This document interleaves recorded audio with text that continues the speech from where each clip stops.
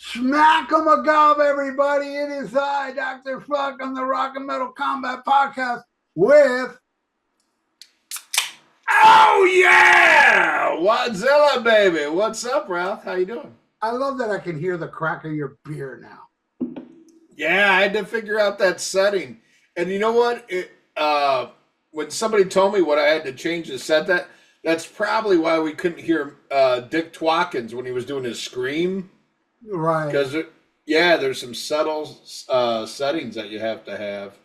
But yeah, just you and me today. It was nice having Mick Twatkins around here for a while. Some good shows. Yeah. And the BJ show was really good. Oh man, the BJ show. Oh God, it was so funny. I can't believe you didn't respond to it. But somebody left you a nasty comment twice on the BJ YouTube show. Did you not see it? No. Oh, he asked if you've become something like a stubborn old curmudgeon in your old age. Well, what the fuck's wrong with that? I am. Yeah, there you go. Well, that guy's right. I'm not mad about that.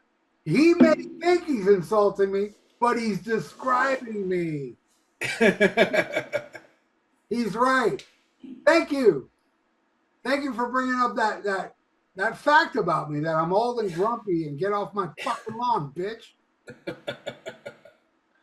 No, that was a great show with fucking BJ. And we had the week off last week because I went to go see the Cubs game with my son. Yeah. Your son drunk called me. he drunk called you. He drunk called Dick Twatkins. He drunk called Chris Sinzak. Crazy. Yeah, it's a little hazy after the game. But I know we went to a bar and he's like, I want to talk to Ralph. I was like, okay, here you go. He's like, I want to talk to Sinzak. I'm like, here you go. And then the next day, my wife's like, did you call Ralph and Sinzak and Dick Twatkins apologize? I was like, for what? Yeah, I know. And she's like, oh, your son drunked out. I was like, and then you hear like the Jeopardy music in the background, like, oh yeah, I forgot about that. Let your wife know I'm used to drunks. You got a lot of drunks in your life. Yeah, thank God, more good drunks than bad drunks. I have some bad drunks that don't like me out there, but more good drunks. Hey, there you go. But hey, even to the bad drunks, I love that guy.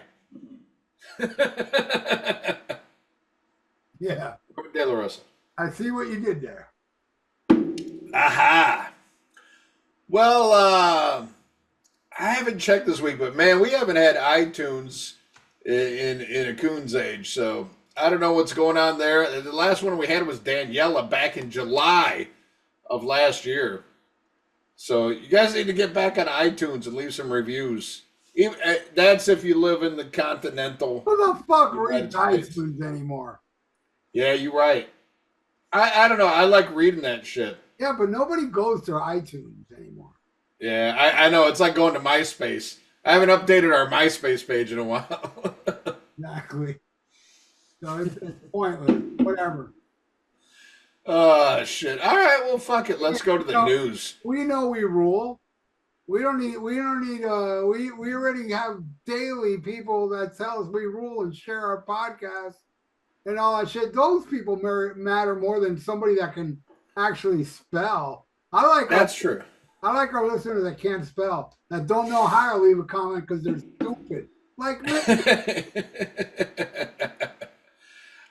Well, before I get in the news, have you gone to any shows recently? I see you got an Armored Saint. Did you go see the Queensryche Armored Saint thing? No, but it's coming. I got my ticket for it. Yeah, I missed it. And a couple, our listeners here in the Seattle area, they hit me up like, are you going to that? And I was so close because it was on a Sunday. And I actually have Mondays off because I work 4/10s. But I had a doctor's appointment the next day. And he needed to check like a bunch of shit, so I couldn't get fucked up the night before. And I'm like, well, there's no way I'm going to this shit and not getting fucking tore up. And so, unfortunately, I did miss the Queensryche Armored Saint tour. But by all accounts, I fucked up. I should have went even sober because a lot of good reviews. The set list is fucking amazing. Yeah, I'm going sober. That don't count though. You're not an alcoholic. You know, like you go to every show sober. You know. You're one of those good alcoholics I'm associated with. When's the last time you went to a show and got fucked up, bro? Oh man, it's been a long time, man. Since I got drunk at a show, I would say probably, probably Judas Priest, Redeemer of Souls. That show. How long is it? Wow. What was that? 2000? I didn't. I I don't didn't. know. I didn't get fucked up. I don't remember, but I remember drinking. I mean, I was drinking. Yeah. You know? But yeah, I got drunk at Redeemer of Souls. I think that was with Steel Panther. Oh wow. Yeah. Yeah, what's funny is I remember seeing Judas Priest. I think it was on the. They actually did a tour for the Live Meltdown album, and I saw him on that. And I was so broke at the time, I couldn't drink at the show, and it was so weird for me going to a show and not like being in the zone. But then it was kind of cool because I remember everything about the show. So it's kind of a weird trade-off. But nah, I don't think I got any shows booked till. Well, the only one I got on the books is Maiden in October. There's some shows I might go see before then, but Maiden's the one that I've already got tickets for. Well, this Tuesday I'm going to see Saxon and Uriah Heep, and I heard Stephen Pierce is coming down here to do all out in the cellar. Ooh, nice. He's doing that full album, so I don't know when that is, but I'm going to that. And Queensryche and Arbor Saint. Those are the three shows I'm going to. Fucking A. All right. Let's see what's going on in the old world of Blabbermouth. This just uploaded like probably a half hour ago, so I don't know if you've got a chance to listen to it, but I checked it out. Sebastian Bach shared another single off his new album called Hold On to the Dream. No, I haven't heard it. It kicks ass. Well, fuck, man. And then if it really does kick ass, that makes it 3 in a row for me because I love the other 2 songs. Yeah, I gotta tell you, the first song I was like, I didn't hate it, but it was kind of cheesy. Second song I liked a lot more, and this one I'm like, It's kind of like a slow burn. It starts out like you think it's gonna be a ballad, and then it kicks into fucking overdrive, and it just like totally, reaffirms my opinion that without Sebastian Bach, Skid Row is jack shit because this guy's a fucking rock star, and that I agree. I mean, to the masses out there, Sebastian. no, but I don't, dude. I like Eric more than Sebastian. Case closed. I don't give a fuck if everybody else wants Sebastian.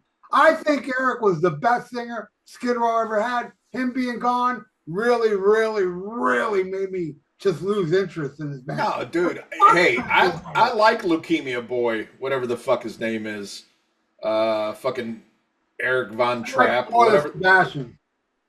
Whatever. I mean, that kid can fucking sing. I love when he puts out all these covers that he does, and it's a great story and a sad story. And I wish this guy, nothing but health and hope he does good. But I mean, Skid Row is a band of limited talent.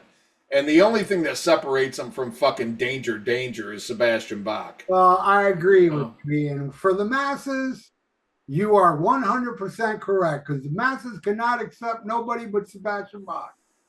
Never, but you know what? I'll tell you this.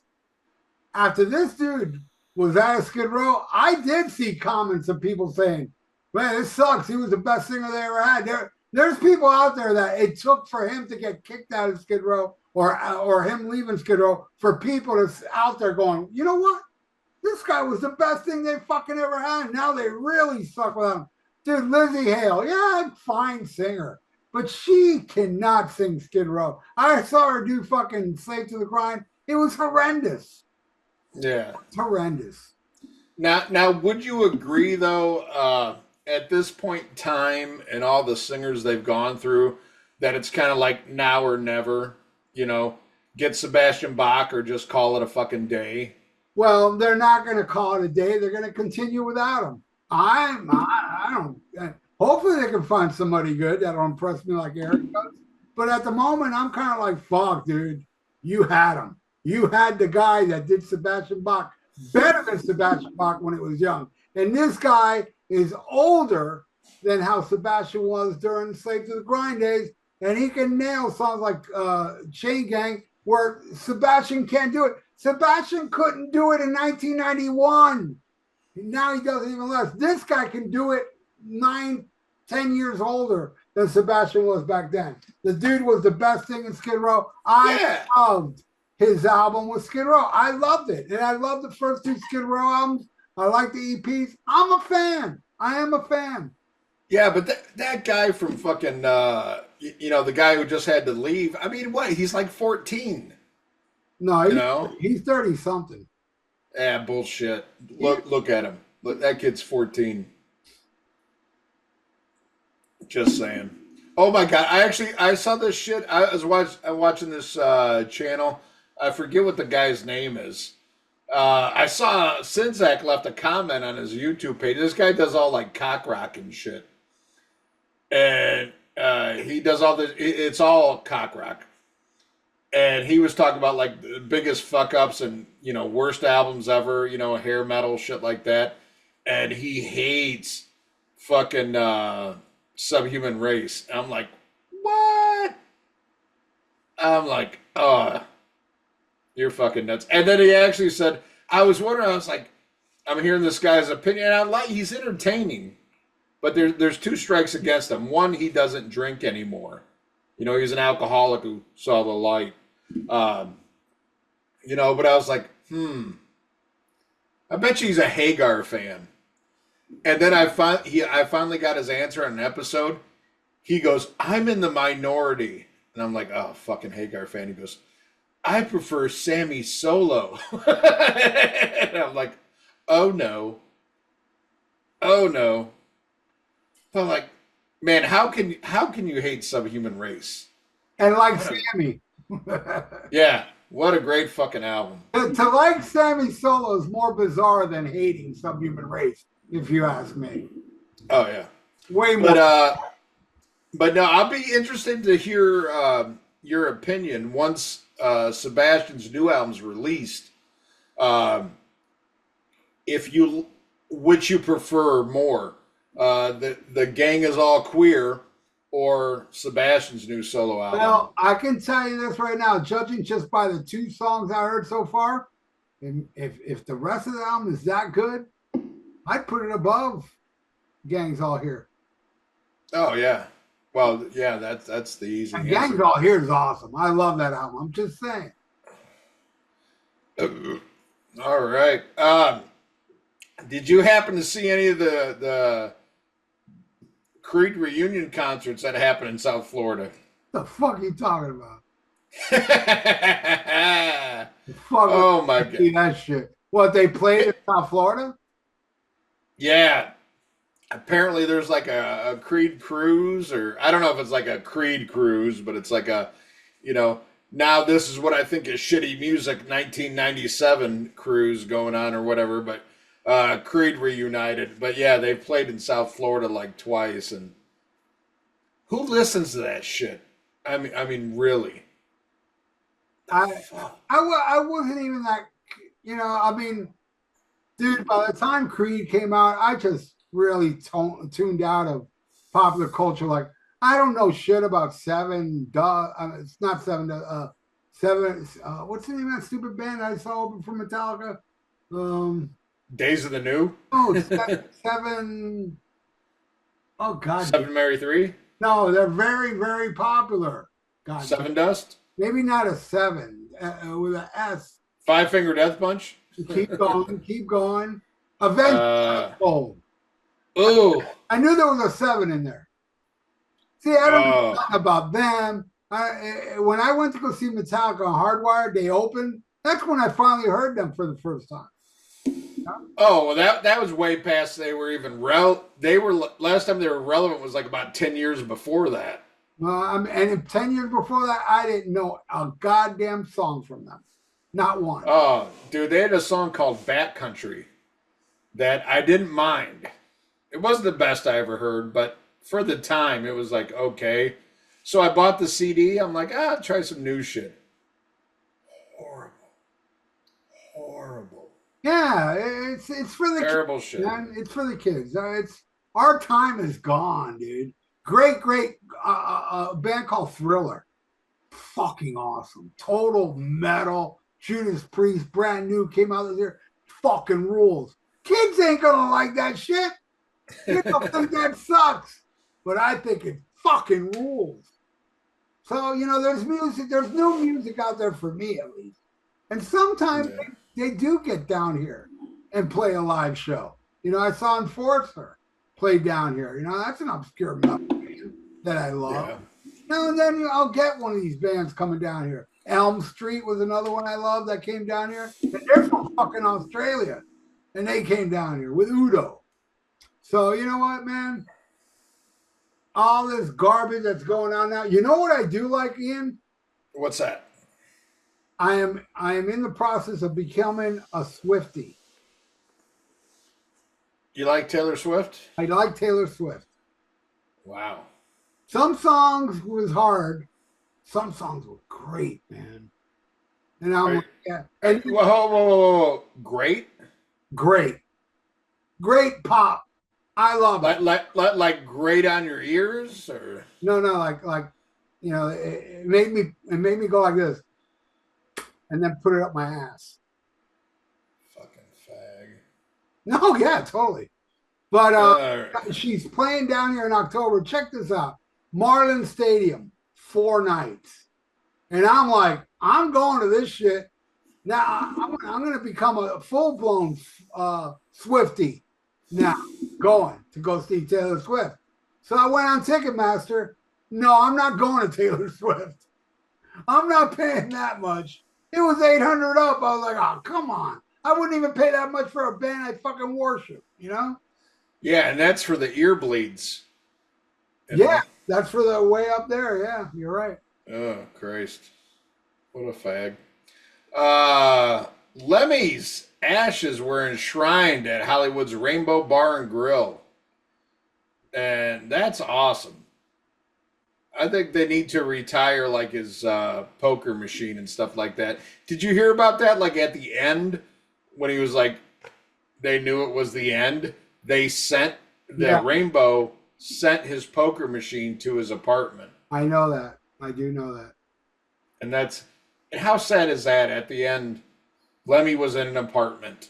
You know what, man? If Lemmy would have died on the road, he was doing what he loved. He was dying out there. I saw his last show. I saw his last show in America. That's awesome. Very frail and weak. It was sad to watch, but he kicked my ass. Though he still kicked my ass.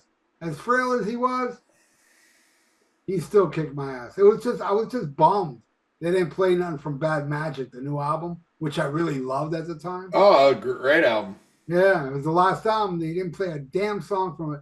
But he was dying. Okay, I'll forgive him. All right. Well, here's something near and dear to you. Man of War's Eric Adams says, if you believe in what you're going to do, nothing will be in your way. So if you believe in being in the gayest metal band of all time, you can do it. He said that? Wow, he even called the band the gayest metal band of all time. Well, look at him. Look at him. He goes out there wearing like a catcher's mitt vest, and I don't know. That's some gay ass shit. Man. That's like calling Dirk Diggler gay because he jacked off in front of a guy in a car. Yeah, pretty Dirk much. Diggler was not gay.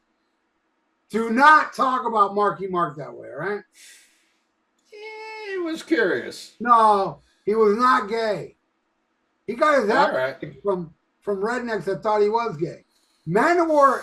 Here's the thing: Manowar are not gay. They're all men. Okay. Well, here's the thing. Here's where I would like equal them to Dirk Diggler. I would definitely say that Man of War is gay for pay. Yeah, yeah, for sure. There you go. So am All I. right. I'll let you go on a gay for pay or a Man of War diatribe. I'll be right back. I'm gonna go piss. All right. All right, tonight, this guy with his man of war hate and calling him gay and stuff. Tonight, when I go to bed, I'm going to pray to my Lord, Joey DeMaio, and ask him to forgive Ian for his stupid ways because I want Ian to join me in the afterlife with Odin, with a bunch of hot chicks putting grapes in our mouth. But you see, Ian, he likes the Cure. So he's definitely going to hell with red hot cocks going in every orifice. And I'm trying to save him in the name of Manowar. I need him to start to hail and kill instead of sucking and fucking guys in the Cure. That's what I need. So hopefully I'll get that done. It's not that I'm a homophobe. I'm not a homophobe. That's just how the afterlife is, man. If you like the Cure, you're going to get eternally gang raped in hell. Listen to Manowar and you hail and kill. Hot chicks feeding you grapes from clouds for eternity. Oh, and we also get to like pee on the people in hell getting prodded and poked by the Cure. We get to pee on them from the clouds. All right, I'll stop talking. I don't want to piss off Homo Boy here. Homo boy. Hey, what's up there? Man of War is gay, but I like the Cure. See? What? Yep. Not what I said before? Tonight I'm praying to Lord Joey DeMaio for you. So, speaking of gay, we got to talk about this. I have not seen your video yet, but I did see you made one. About the recent John Cougar Mellencamp concert. John Google Melon Balls. Yeah, where he canceled that shit where he was very upset with an audience member. And, oh, God, I did not want to talk about this because this story is going to make me defend somebody that I do not want to defend. Yeah, how can you defend John Google Melon Balls? Oh no! That's just the tip on the iceberg here. So for those of you who don't know, John Cougar Mellencamp, who's always been a very outspoken artist and always talked about issues and in between songs, an audience member started bitching during his show, like shut up and play some tunes, and he threw a fit. He threw a fucking bitch fit, walked off stage. He ended up coming back and playing some shit, but it was like a big deal, wanting this guy thrown out.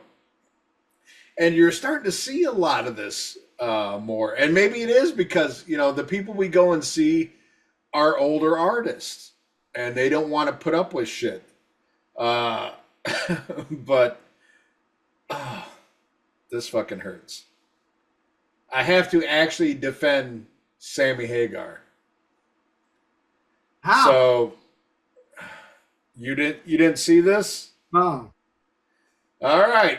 It was probably about a week after this whole debacle happened with the John Cougar Mellencamp. The same thing happened at a Sammy Hagar show. So remember that place we went to in Nashville, that Rockin' Bowl? Yeah. Okay. Well, the guy who owned that, he opened up another one called the Soft Rockin' Bowl in South Dakota. And Sammy Hagar was playing there. He's doing this whole mini Van Halen tour. That's what they call it, mini Van Halen. And he stopped the show like in the middle of it because there was two guys in the front row that just started going at it. Not like fighting, like fucking. Two guys fucking in the front row. And I hate to stand up to him for him, but here's a guy that's based, on making music for people who can't get laid, and then you have two people fucking in the front row, and apparently he was doing, he's doing this thing where he's playing the horrible mini Van Halen, Van Hagar shit, He's playing "How Do I Know When It's Love," and these two dudes start going at it. First, they start kissing, and then they both take off their pants, and the one guy picks up the other guy, like grabs him by the legs and shit, and just starts pulling, pull him into his mouth and shit, And you can tell Sammy's like visibly upset.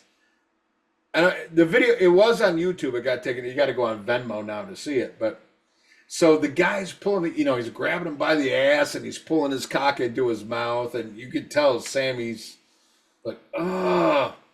And then they just start full blown fucking. And Sammy just, drops the mic, and then he tells Michael Anthony to pick it up. And then he starts talking to the crowd again. And, he's just like, God damn it, nobody should be fucking at my show. My shows are for virgins, for people who can't get laid. And if you want to do that shit, fucking take it outside. And both the guys ended up getting thrown out of the show, even though they had paid for the meet and greet. They had the laminates. They did all this shit. And he would not come back on stage to do his horrible music until they were gone. And, and they interviewed the people after, the two guys who got kicked out. And Mark Daly said, this is bullshit. I paid for a meet and greet. And, if I meet a nice guy at this show, I should be allowed to fuck him. But I got to agree with Sammy, you shouldn't do that at his shows. You should not be aroused at a Sammy Hagar show. What do you think? Well, if I was there, I would have told him to keep fucking, because as long as they keep fucking, he won't be playing no more songs, right? So I would continue to urge the gay sex to continue. Yeah. I mean, I hate Sammy Hagar so much, I'll get down and blow a guy in front of him too, just to piss him off and he won't play another song. I'll take two cocks in my mouth just to piss him off for him not to play no more music. Well, I think, he was upset because he was proven wrong. He thinks there's only one way to rock, but Mark Daly showed him, there's like 6 ways to take cock. Yeah. And he did them all. So, I'm sorry you got thrown out of the show, Mark Daly. I'm sorry your wife had to see that on the TV, but, she knows what she married, Hey, don't worry. He'll be back online the next day to let everybody know that at one time, Iron Maiden had a singer called Paul Di'Anno. Yeah. Well, they call him Mark Daly because that's how he takes his cock. Daily. Yeah. And often. All right. Let's see. What else is going on in the news here? Oh, my God. Joe Elliott's doing a collaboration with Taylor Swift. I'm sure you'll like that. I saw it. But it looked old, though. They were doing Photograph. Oh, God. It wasn't, I love that song, but it wasn't good. I'll even admit. Me being a wannabe Swiftie, I couldn't get into her singing it. Well, Gene Simmons is making his solo debut, his first appearance after the Last Kiss concert, and it's happening here in Washington. Yeah. There's a really cool dude. I had him on my show. His name is Jason Flom. Jason Flom, he's just a nice guy, dude. Sounds familiar. He's kind of like Brian Davis, like a real cool dude. Ah, okay. And, I had him on my show, and he's going to see that show with Gene Simmons. And he's going to try to meet him and all. And when he's doing all this, he's going to be wearing a Thrash or Die shirt. That's hot. That's fucking awesome. Well, I looked up where, was it, Ridgefield, Washington is, and It's farther than 10 minutes, so I'm not going. But I guarantee you that Gene Simmons solo show will be better than the Last Kiss show. Oh, of course.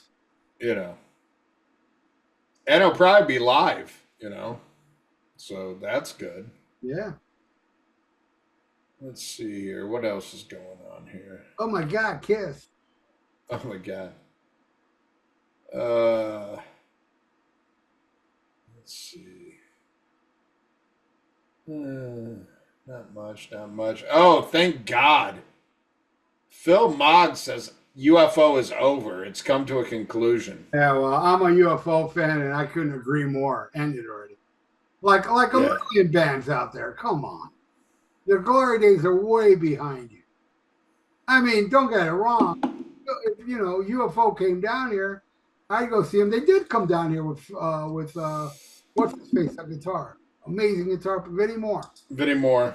and good show. I saw, but I saw UFO with Chapman when they opened for Cheap Trick on Yeah. All Shook Up tour, and then I saw him at that show where the Foreigner show where Ozzy was supposed to play, but Randy died a day before. They played that show. They're an awesome band. I love UFO, but I saw them. I've seen them already. I don't know, dude.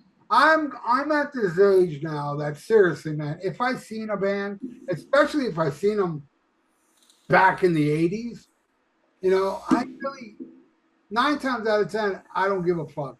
I'll go see Saxon because Saxon hasn't played in South Florida since 1982. Wow. Yeah, with Triumph, Allied Forces, Denim and Leather. That's the last time you saw Saxon? No, it's not the last time I saw them. Oh, okay. The last time they played South Florida. I flew to New York to see Saxon and UFO at BB Okay. King. And then I drove to Tampa to see Saxon like 3-4 years ago. Yeah. But yeah, I mean, but if they weren't coming, I'd be like, I already saw Saxon, Yeah, but I mean, seeing fucking UFO without Michael Schenker is like seeing Poison without CC DeVille. I disagree. I like a lot of that Chapman shit, dude. Nowhere to Run. I love those albums, man. Yeah, well, I mean, the only problem is Phil Mogg singing, but other than that. Oh, I love Phil Mogg's voice. Mechanics was a really good album. I dig them with, yes, the best is Michael Schenker, but I dug them with Paul Chapman. Hey, they got like, hey, I got to give it to you. UFO's got like 2 good songs. Lights Out's one of the best fucking songs I've ever heard in my life. I'll stand by that. I think Lights Out is fucking amazing. And I like Dr. Doctor. The other shit sucks. Rest in peace, Paul Chapman. You know that guy died on his birthday? That's fucked. Yeah. Whatever. His brother fucked my ex. Fuck them all. Anywho, Dickie Betts died. That sucks. Somebody left me a comment. You gonna talk about Dickie Betts died? No, it's like, what? Do I have to talk about every motherfucker that dies? All right, I like Live at the Fillmore. Was he even on that, or was that Dwayne Allman? Yeah, no, he was there. Yeah, they're both on there. Whatever, it's cool. I dig it, but I'm not a big Allman Brothers fan. I love the Live album, but I don't like them enough to start making news reports on them. I'll make a news report on Rick Ocasek. Yeah, Ralph doesn't like the blues. I don't. I hate it. So there you go. There's some exceptions of blues I like, but for the most part, like for example, Led Zeppelin, that first album, those songs suck. You Shook Me and I Can't Quit You, Babe. They suck. But when I went back and heard the original versions of that, I was like, fuck, Led Zeppelin ain't that bad after all. Yeah, I mean, make those shitty blues songs somewhat tolerable. Ralph said on many occasions, as far as Southern rock, Allman Brothers suck. Molly Hatchet's where it's at. Molly Hatchet did a way better version of Dreams I'll Never See that the Allman Brothers wrote. Way better, 100 million times better. Right? And Leonard Skinner owns them all. And Blackfoot. Leonard Skinner and Blackfoot, the 2 greatest Southern rock bands. The rest could go lick my nuts. All right. Have you heard the new Armored Saints single? One chain makes no prisoner, or don't make No, no prisoner. no, I didn't even Me know either. it was out. I know they were working on it or they were going to release it, but no, I haven't heard it yet. Yeah, no, it's a weird like for them to do like another like R&B cover. I shouldn't say them do another R&B cover, but it reminds me of when Anthrax did Ball of confusion. yeah, Ball of Confusion with him and Joey. You know, it's kind of weird. I don't think it's like much in the wheelhouse of most Armored Saint fans or what they want, but I'll check it out because I love that, you know, old Motown shit, but I find it kind of weird that I that's love what they're doing. Motown. I hate I hate fucking reggae. I hate reggae. Here's the thing. I can't stand fucking reggae unless it's done by white people. Like the Police. I love Oh, their music and it's very reggae influenced. I love my all-time favorite Scorpion song. Is anybody out there a reggae to Germans do reggae better than Jamaicans, in my opinion. That's right, I said it. Fuck you. yeah, but you know, as far as white people doing reggae, you got UB40 that ruins it for Oh yeah, no, everybody. no, no. I'm just saying the only reggae I like is done by white people, not including UB40. But I mean, I love. You Yeah, don't like Bob? You don't like Bob Marley at all? fuck Bob Marley. You can kiss my ass, man. Oh, okay. And my brother owned that album, Peter Tosh, Legalize It. Legalize it. Don't criticize it. Shut the fuck up. Legalize these nuts. All right. Well, Steve Morris, formerly of Deep Purple, says Simon McBride is fitting them better than I was, and I gotta say, I agree. What says you, Ralph? I don't know, but I'm going to see him. Oh, there's another show I'm going to. Deep Purple and Yes. Oh yeah. I'm not a big Yes fan, but shit, they're opening, so I might as well go see it. What And the I fuck's love 90210, that album. I mean, I know it's not that number, but you know what I'm talking about. right? 90125 or some shit. Changes, that song rules. Yeah, that's a good song. Love it. But no, I got to agree. Um, and I'm a fan of a lot of what Steve Morris did with Deep Purple. And I think, you know, a lot of his shit is better. I know you like that Battle Rages On album, and Love I it. don't. I love it. Uh, you know, but I think Steve McBride is he does Richie Blackmore right now better than Richie Blackmore because Richie Blackmore plays fucking troll music. Um, and probably can't do any of that shit anymore anyway. I don't buy it for 1 second that he can fucking still bring it. But anyway, this Steve McBride dude, all the videos I've seen, he's been fucking amazing. Like really good. Yeah. So the question is, what can they write with him? Uh, and I think that's been a big question. I mean, ever since Blackmore left, you know, there's a lot of great guitar work, you know, from the Steve Morris era, but uh, can they write what most people consider Deep Purple? I don't know. So we shall see. But I think the big main ingredient with Deep Purple is how long can Ian Pace go on? He's Because he's probably the most he plays like he did as a young guy more than anybody in that band. The guy is no, no, no, fountain. I get, but he has a very identifiable sound, and holy shit, I was watching this video the other day of a young kid, probably like fucking 12 or 13, playing Burn, and I was just like, holy shit, just watch it. This kid, I mean, this kid looks like he's gonna go into cardiac arrest playing the fucking song. It's like I can imagine Ian Pace trying to play Burn the way it is on record right now at his age. I Oh, mean, he I'm can do it. really, He can do it easily. I hope so. I mean, if he could, that's fucking I've awesome. seen But him do Bloodsucker. I've seen him do Speed King. He plays all that shit like it was the old days. He plays it hush. He plays all that shit perfectly. Like I'm telling you, Ian Pace was the most impressive person when I went to go see Deep Purple the last two times. Totally blew my mind how amazing he was. Yeah, amazing drummer, and that's one thing I will say about Deep Purple throughout their career is like by always having Ian there, he keeps that Deep Purple sound because his drumming is just as integral as to my ears as Blackmore, as John Lord. You know, you got to have that loose style drumming. And that's the thing like Sabbath lost. You get somebody like Cozy Powell, who I've said it before and said it again. I'm not that impressed with. He's played on some great shit, but you listen to his drumming on Headless Cross, like Frankie Banali. It could have been Frankie Banali. It could have been fucking Matt Sorum on that fucking album. Uh, don't impress me much. But Ian Pace, that's a real motherfucker right there. Let's see.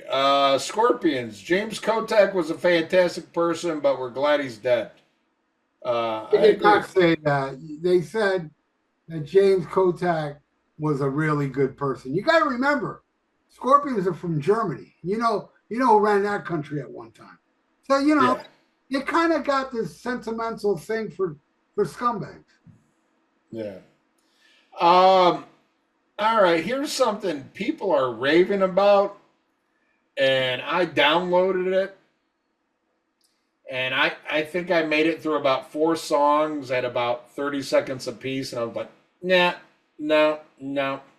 That's the new Pearl Jam album, Dark Matter. People are saying, "Oh my God, this is one of their best albums, if not the best thing they've done since the debut album." Uh, I don't know if there's a fucking Pearl Jam album I can listen to from start to finish. I don't think so. I don't fucking think so. I know you like 10 though, right? You're a fan of 10? 10 and verses. I like them both. Okay. All right. Have you heard the new album at all? Now, I saw this dude do an unboxing. You want to talk about like the unbox? He went out on Record Store Day, and Uh-huh. showing off the new Pearl Jam, the some other stuff that he bought for Record Store Day. Then he goes, "Oh, this ain't a Record Store Day, but I got the new Pearl Jam." So he got on vinyl, which is a double vinyl.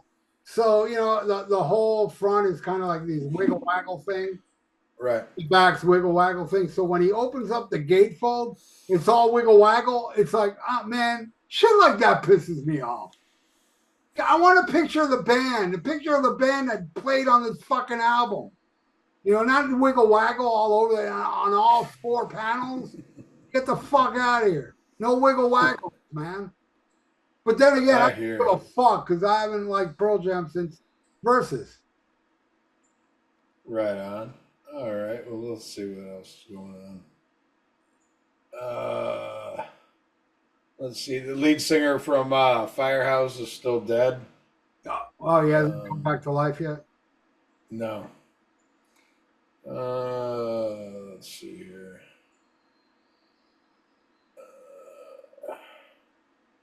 I fucked up. I clicked on a story, so now I got to go back and roll down again.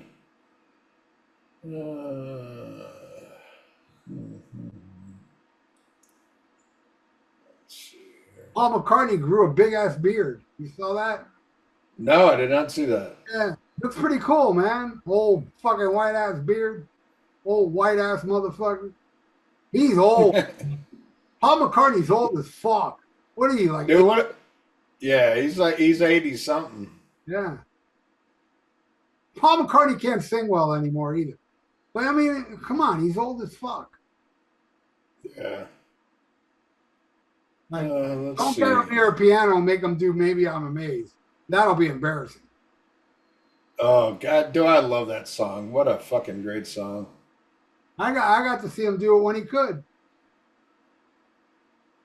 Oh. Oh, okay. Here's something. 10,000 volts Lead guitar player Steve Brown was joined on stage by Ace Frehley at a New Jersey show. Oh, he really came out and joined him. Yeah, yeah. Apparently, Ace played rhythm on the track, so I that's think cool. I believe the honeymoon is over now. You know, the album's been out so long that it's become a big joke. Seriously, Yeah, who the fuck likes? Nobody likes that album, man. It's just fanboys pretending. Yeah, I like it. It's Ace. I like it. I hear we, people say it's the best thing he's done since Freddie's Comet or Trouble Walking. I'm like, get the fuck out of here. No way. It's the worst yeah, yeah. thing he's done since. Is that such a stretch, though? Really? Yeah, it is. Well, it is to me. And God damn it, Okay. stop All right. talking to me like if the matches matter. I don't. It matters to me. I can give a fuck what you think, and I can give a fuck what everybody else thinks. Space Invader fucking rules. Don't like it? Suck on these nuts. I don't give a fuck, But it's goddamn better than 100,000 watts.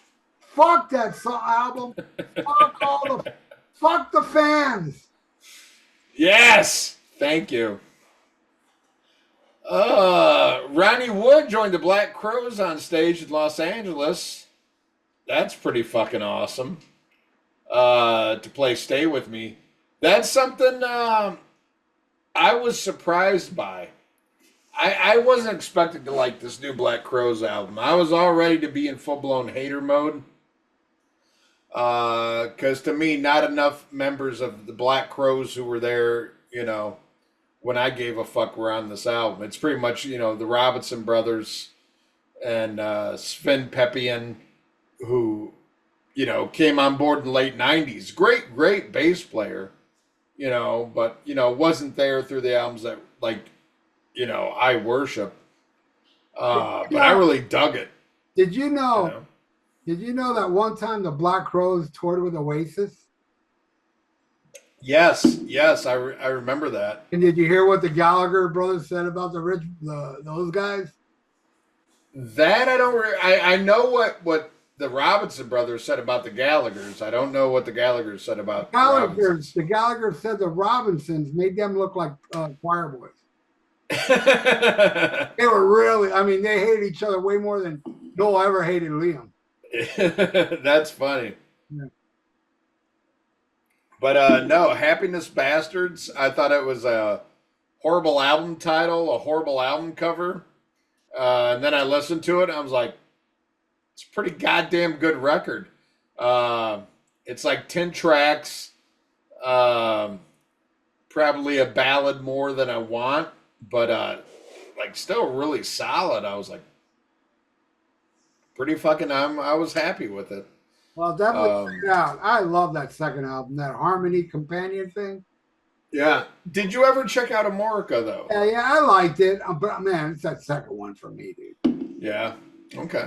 The second one is like my jam. Right. Well, that's the one. Like it's universally held as their best album. I wouldn't know. I'm just going. Yeah. No, I know you weren't a fan before that. Anyway, my least favorite is their first album, the one that made them huge. Wasn't the first one the most successful one? I don't know overall like record sales. The first one might be like overall record sales. I know popularity of the band was the second album. Probably. But like the first album, like I like a couple songs, but like I fucking can't stand She Talks to Angels. I hear that shit, I'm like, oh, get the fuck out of here with that shit. And to me it was just like I don't know, it was just like showing your influences. To me they became the Black Crowes with Southern Harmony and the Musical Companion. But Amorca is my favorite. But I mean, when Mark Ford was in the band, who was the guitar player that joined for Southern Harmony, that's the Black Crowes to me. Good shit. Good shit. But good to see Ronnie Wood come out with him. Fucking love me some Ronnie Wood. He's not Mick Taylor, goddammit, but he wants to be. My friend, My friend used to work at the airport, and he met Ronnie Wood, and he Oh said, yeah. yeah, and he said that he touched Ronnie Wood, and it was like he was hollow. I felt hollow. He was a really nice guy. Right. My same friend met Jimmy Page in the airport, and Jimmy Page gave him an autograph. Jimmy Page signs his name downwards, like Jimmy Page. That's his autograph. He signs. Nice. Right on. Well, Dave Ellefson, who's recently been filling in for Dee Dee Verney of Overkill, said they don't have a Risk or a Saint Anger anywhere in their catalog, and I have to agree. I got to make a news story about that because he's such a prick to say that though. Now that you're not in Megadeth, you're gonna make fun of Risk. Fuck you. You were part of Risk. You know? Was he though? Yes, he was. No. I get that. I get that he was on the album. But do you believe he had a say in it at all, though? Yes, because listen to all the crap he's done out of Megadeth. It's just as shitty. Mm. Let's say he didn't, okay? Let's say he didn't. He's not capable of better. He's not capable of better.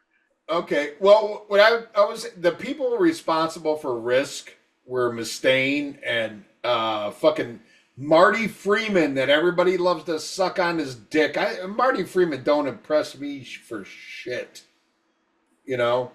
But, those are the two. Okay, here's the things that are responsible for Risk. One, Lars made a comment that Megadeth isn't willing to change, and that's what's holding them back, and that's stuck in Mustaine's crawl. And two, fucking Marty Freeman wanted to be more fucking. Marty Freeman was never fucking thrash. Never fucking thrash. Never wanted to be thrash. I disagree 100%. Go listen to Hawaii. His early shit. That's killer speed metal thrash. Oh God! Now you're gonna be like, what about Cacophony? That shit's horrible. The guy was thrash. By the time they went to Risk, he wasn't thrash anymore. Okay, that's why he wanted to branch out and do different shit. That's why he left Megadeth. But you can't tell me Marty Freeman wasn't thrash in those early days when he was on Hawaii, because those fucking albums are blistering thrash. And that was before he ever made a solo album for Mark Varney. This was a band he formed when he was a little kid, and it was the first thing he ended up doing. And he's fucking awesome, man. I thought Mark Freeman was awesome, but he's no Chris Poland. I'll tell you that. Yeah. He ain't even Tony fucking McAplane. He's better. Oh yeah, good. Tony McAlpine's amazing. I put him above Marty Freeman any day. God damn right. But I put Marty Freeman over Jeff Young. Oh yeah. I don't even know if Jeff Young played on that album. I think he was just like a good looking poster boy. Jeff Young is pretty anal. Yeah. Yeah, because he was when I fucked him in the ass. I'll tell you that much. He was part of Sea of Tranquility with what's his name, Pete Pardo, and they did some cool episodes. Pete Pardo and him did a cheap trick episode, pretty cool. He's done several episodes, but what happened was there were comments that were bashing Jeff. I don't know in what way, and Jeff now doesn't go on the show no more because he was offended by the comments. Oh. Boo. It's like that guy, like you said, left fucked up comments about me. It's like, no, the guy's right. I'm not. No, I was just laughing because usually you jump on that shit. Yeah, no, I really haven't seen it. But I don't. But, Dash away. Oh my God. Here's some sad news. Very sad news. Did you hear the new David Lee Roth song? No, I've given up like you. I don't want to listen to no more. I made it like 30 seconds. I didn't even venture to it. Yeah, I made it like 30 seconds and I was like, and here's the thing. I think Dave has like Alzheimer's. Yeah. No, I'm being 1,000% serious. I really do. He's got a bad case of it too. Yeah, I think he's got it, man. I think he's lost it, man. All these videos of him doing the same stupid fucking dance and shit like that, and he's still my Lord and Savior, and that's why, because he's human, he's real, um, and he's fallible, and it's fucking horrible. It's fucking horrible, The man. truth, the most sad part of the matter is he did not live out his life like Lemmy. Yeah, Because Lemmy was Lemmy till the end. yeah, You know? yeah. And Dave is like your crazy ass fucking uncle. Now nothing like Diamond Dave. He's pure Yeah, onium Dave. yeah, yeah. It sucks. Let's see Still what better, else we still got. better than Sammy Hagar though. Yeah, still, yeah. Senile Dave is still better than Yeah. Sammy Hagar. No matter That's how bad Sammy Hagar is. no matter how hard Dave tries to suck, you gotta admit Sammy owns him in that department. Uh, Here's something kind of cool. Did you see Kiss could have a New York City street renamed in the band's honor at the corner where they took the picture for Dress to Kill? I didn't know that. Yeah, that's kind of cool. They name it Kiss Boulevard right on. You know Yeah. that's cool. Kiss fans are fags. I want to take a picture there. See, I had a chance, but I had a chance. I had an option. You can either go to the corner where Kiss stood for Just to Kill, or the hotel and physical graffiti.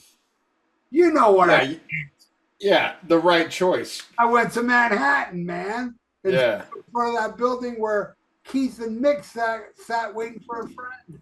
fucking a right. Have you heard the second single from Kerry King's solo album, Residue? I didn't like it. I like What? no, I like the first one more. No, I didn't See, like. oh, okay, well, here we differ. No surprise. I wasn't that blown away with the first one. I was like, the second one, I liked a hell of a lot more. You differ. Surprise, surprise. Okay. Anyway, Kerry King solo album. There'll probably be about 6 shows, and then go back to Slayer. What do you think about Anthrax with Danny Loker back? Well, I haven't seen any clips, but I was very happy to hear that. I think it's justice because Dan Lilliker was kicked out of the band right when the album was coming out. The album was recorded, ready to release. Right, Then Neil Turbin said it's either him or me. right. And Scott didn't want to, but they thought, yeah, man, singer's more important than the bass player. So Yeah, they made the. It's hard to say they made the wrong decision. I mean, they made the right decision in my mind because kick fucking Loker out there because Fistful of Metal sucks. no, you're Yeah. wrong. But god damn, you got Loker and Frank Bello. Frank Bello is probably one of my favorite thrash bass players, right underneath Dee Verney. And this is a hot take that'll piss a lot of people off. But as far as like thrash bass players, I go Dee Verney, Frank Bello, Cliff Burton. I put Lilliker above Dee and Frank easily. Above, you put Lilliker above Dee. Yes, totally. Listen to SOP, man. The hell you been? All right. Okay. I see where this is going. Game Over from Nuclear Assault. Listen to that guy's bass playing. I don't think you have. I don't think you have. No, I've listened to Nuclear Assault, and yeah, I'll go Frank Bello. No, I won't. Okay. All right, let's see. What else do we have here?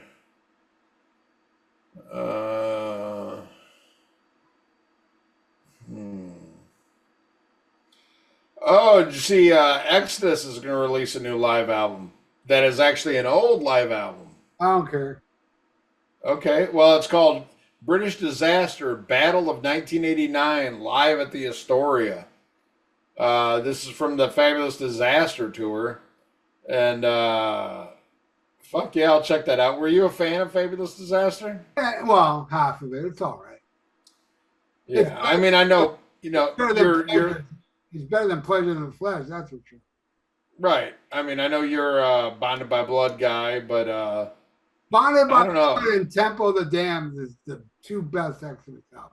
Oh, I do love Temple of the Dam. That's one a lot of people don't talk about, man. But I remember when that came out, I was fucking blown away. I was like, wow, you know, what a fucking comeback. And unfortunately, not enough people checked it out. But Temple of the Dam's a goddamn great album.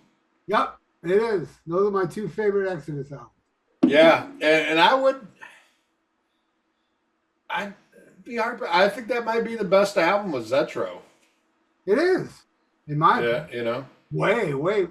I don't like the last two albums. I can give a fuck about them. Yeah, right on. Did All you right, hear that let's. Gary Holt is like doesn't want to write Exodus material? Did you hear about this? Uh. I forgot what it's some different kind of music. He wants to start doing something else now.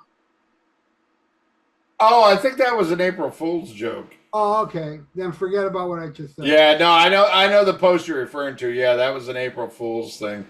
Well, Like how I fell for what was the April Fool's joke I fell for? Oh, the Motley Crue one. oh yeah. Yeah, Yeah, but that was different because they gave that April Fool joke after April 1st. And that doesn't count. You got to do it on April 1st. So when he did it right. after April 1st, I even thought it was true. I was like, it can't be an April Fool's joke. It was after April 1st. Oh shit. All right, well, I'll tell you what. I'm going to take a piss, and then we'll come back and we'll talk about the album. We're here to talk about Blue Oyster Cult's Ghost Stories. But you entertain the audience while I'm gone. All right, now let's talk shit about it. It's false metal. And I pray to Joey Bonamayo tonight that he stops being a cocksucker and give the Cure a rest. Stop listening to the Cure. It's not healthy to listen to a band that says, when a girl touches me, I cry. Come on. What kind of message is that to tell somebody? When a girl touches me, I cry. Really? You're going to like music that says that? Where that's the fucking message? That girls make me cry when they touch me? The Cure sucks. The Cure is so fucking gay. And I'm not saying that in a bad way. I'm saying it in a really bad way. Okay? An extremely bad way. They're gay. And they suck. They're not like Manowar. Manowar are men, you know? Hail and kill. Those that do not believe in Manowar are false metal losers and wimps and should leave the hall. I'll give you an example of somebody that's a loser and a wimp that should leave the hall. Right there. Right there. Hey, Ian, Hey, what's up, brother? what's going on, man? All right, I just took a hot piss, and we're getting ready to talk about an album that this is kind of. This is a rough one to talk about. I'm glad we're talking about it, but at the same time, it breaks my heart, you know. And that is the new album from Blue Oyster Cult, Ghost Stories. Now, this is an album of theirs that was, most of these tracks are recorded from 1979 through 83 and were songs that were left off the album. There was use of AI on them. And I've heard multiple reports. I've heard shit like, this was like them fulfilling a contract to Frontier Records, like they owed them something else, and they're like, okay, we'll throw this at you. It was pretty much done by Richie Castellano, who is their current guitar player and keyboard player and singer, great member of the band. And Steve, I can't even begin to pronounce his last name. Guy was their like sound engineer and stuff through the golden years and shit. But yeah, it's songs that didn't make it on the albums, and man, I'm such a BOC fan. Oh man, I wanted to love this, but spoiler alert, that didn't happen.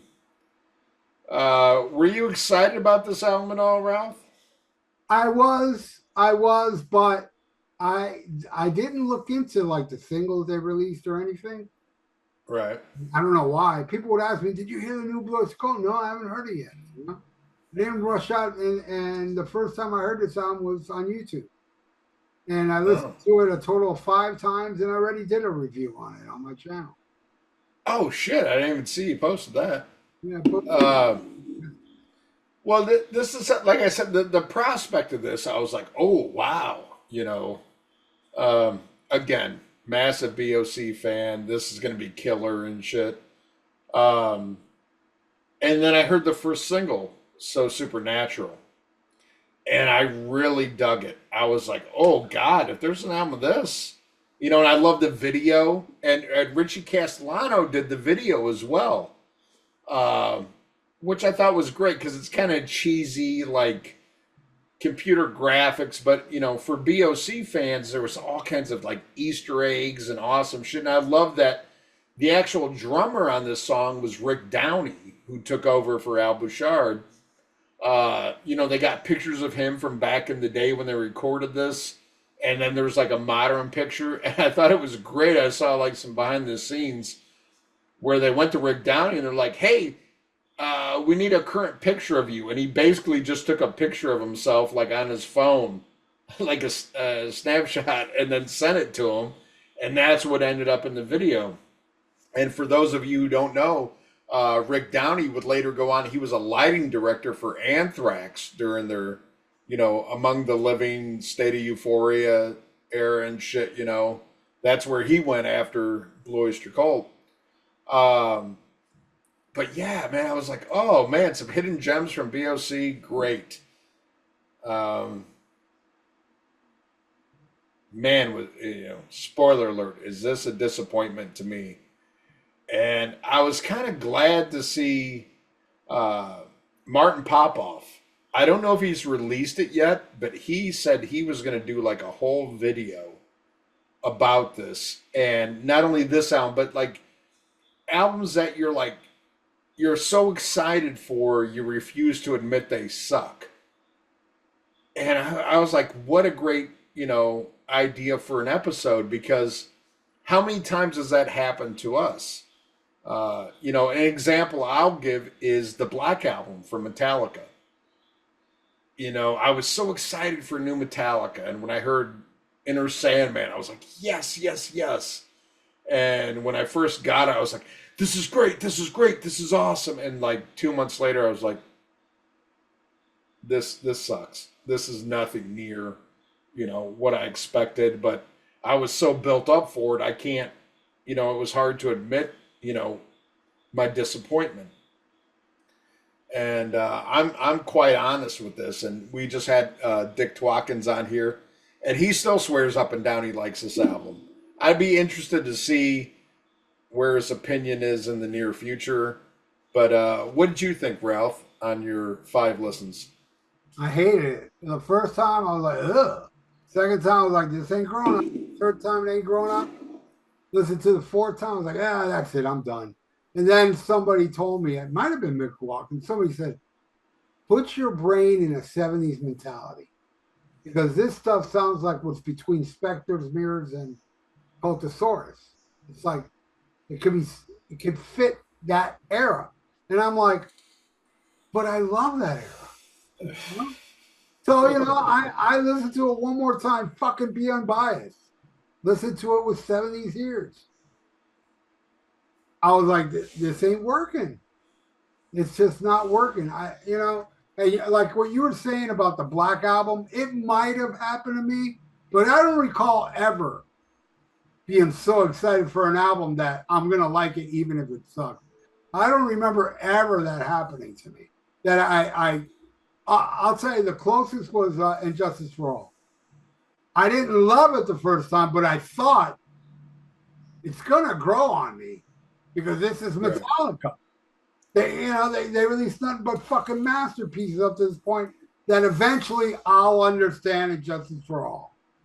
But I wasn't saying I love this album from the get go. I thought I'm gonna love this album, but I didn't. And I don't think I've ever listened to a record where I thought it was good because of my excitement. And believe me, as much as I love Symbol Remains, I was pretty excited for this one. Yeah, and I didn't think like I mean, after what I went through with the Black album, I've always been like, okay, we'll see. This could be another Black album. Um, it wasn't guaranteed that I was going to love it, but I wanted to.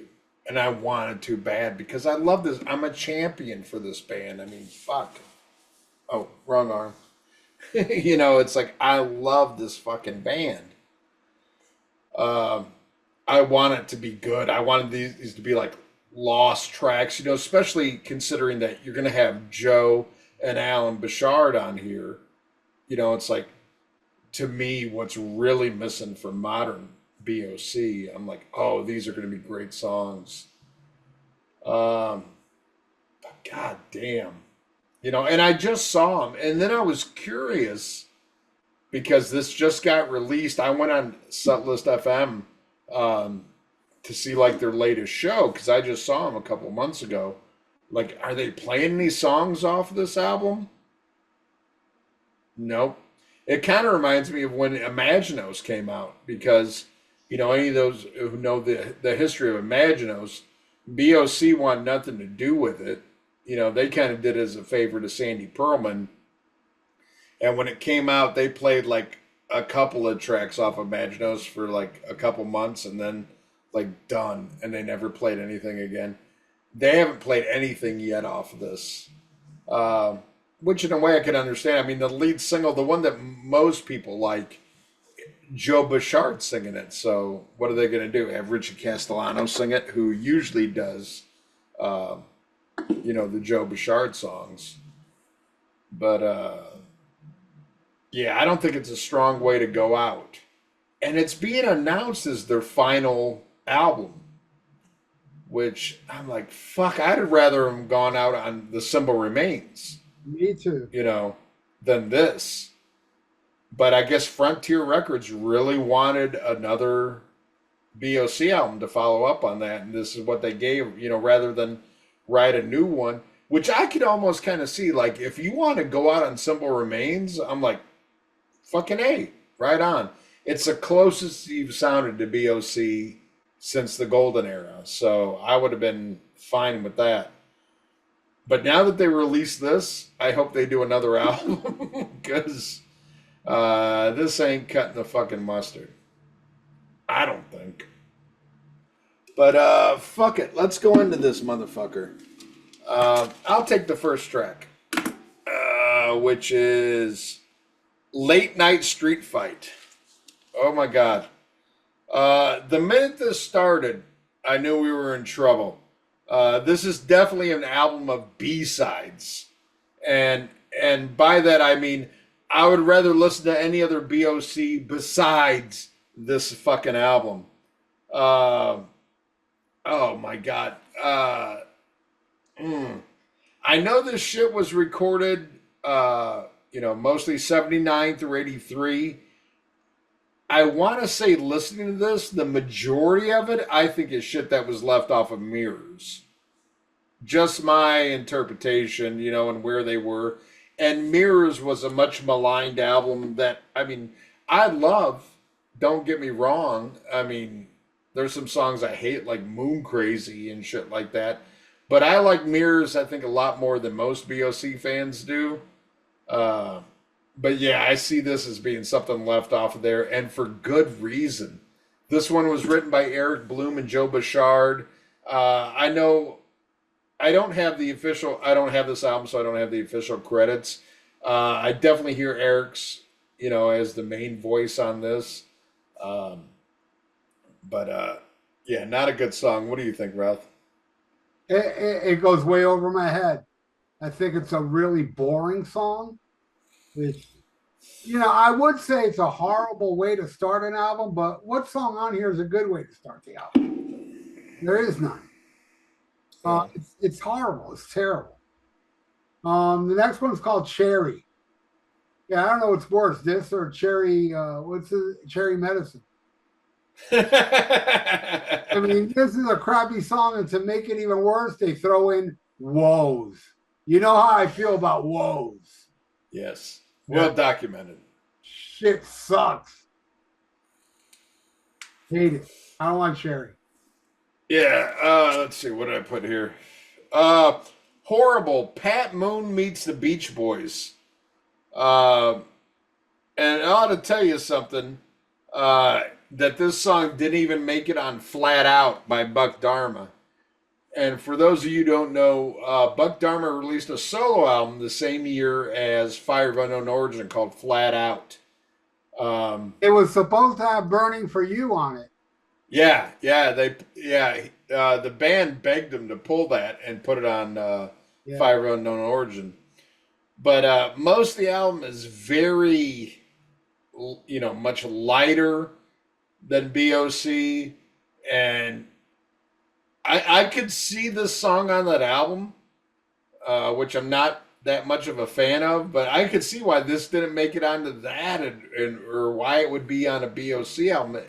And you got to think too, 8081, they're with Martin Birch. Martin Birch is gonna be like, nope, no, this don't cut the fucking mustard.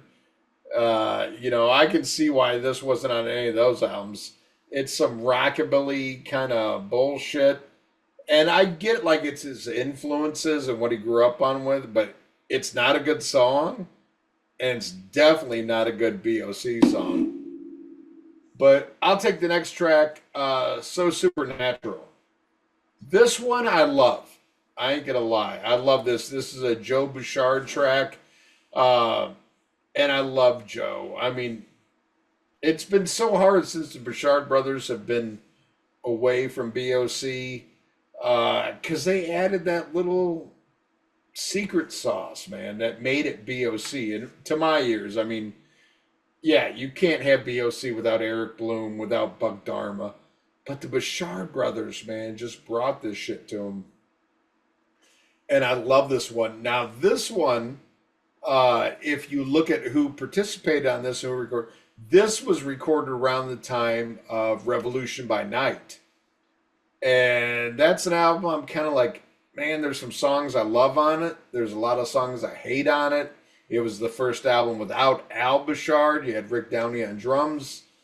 But this one to me sounds like BOC. This is the one song on here that I'm like, okay, this is a BOC song. Love the track, love the video, love everything about this. When I heard this, I got excited. I was like, okay, you could tell there was some modern like studio wizardry, going on. I believe they used the AI technology that they did on the Beatles shit where they separated shit and added shit. So while it doesn't sound like 100% pure, there's enough here. There's enough spookiness to make it BOC. And to me, it would have been a standout track on Revolution by Night. I mean, there's some great songs: Shooting Shark, Eyes on Fire, Take Me Away. But there's also horrible shit like Let's Go. Take away Let's Go and put this on Revolution by Night, and you're off to a good start. But what are you going to do? Bruce Fairburn produced that piece of shit.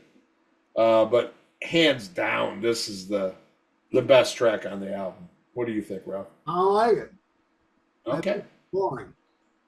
I don't like it at all. But the one good thing I could say about it is that Eddie Canistracci, Dick Twatkins, and Ian Wadzilla Wadley like it.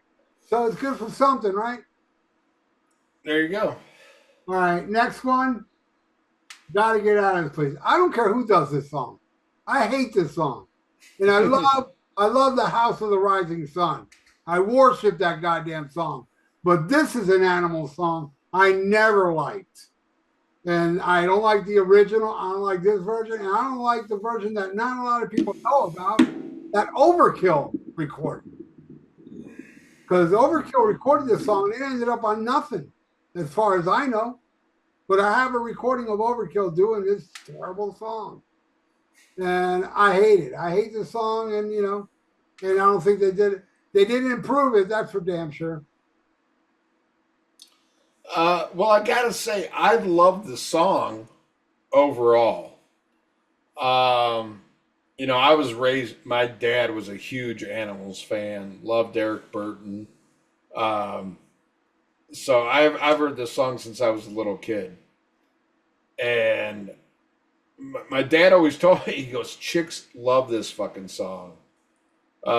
So maybe that's why they did it. Like chicks dug this song for whatever reason. You know what? When your dad said chicks love this song, he was talking about cougars at that time. Chicks like George Michael when he told you that. Well, no, I mean, shit. I mean, he was there when this song came out in the mid '60s. Yeah, that's when But the you know, but here's the thing.